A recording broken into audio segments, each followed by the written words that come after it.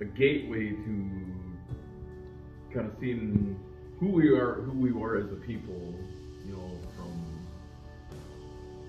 a long time ago, and kind of attaches us to the land and gives us a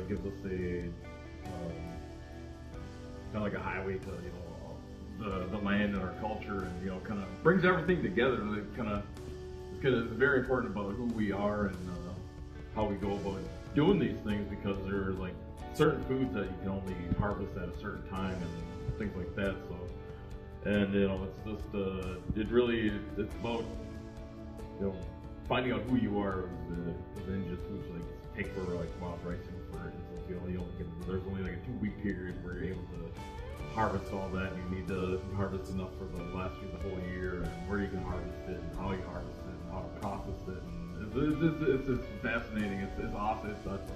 You know, it's a big part of, you know, who we are as people, and it should, you know, we should be teaching these kind of things and passing these things on, because one of my mentors a long time ago told me that, you know, once we lose our language, our culture, and stuff like that, you know, we're descendants of Anishinaabe people, and, you know, once we, you know, lose that connection to our food, you know, we're not protecting our rice beds. We're not protecting, you know, things that are sustainable to who we are as indigenous people. So that's, you know, indigenous foods, and, you know, it's not just one thing that we need to get back in touch with, you know, because they say that, you know, all the healing and stuff, that all the problems that we go through, diabetes, blood pressure, all this stuff that we're having those, you know, it's a big reflection on the food that we intake.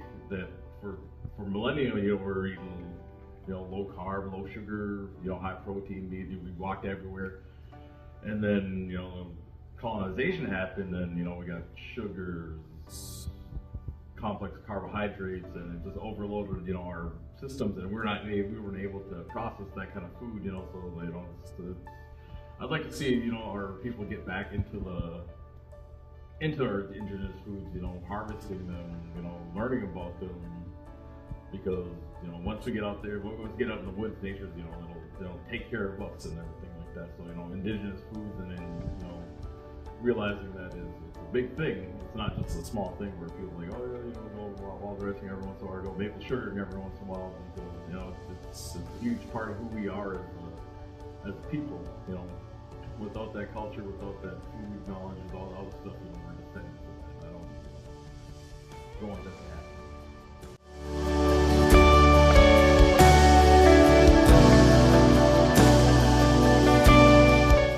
Akawe, Anishinaabewanjigen.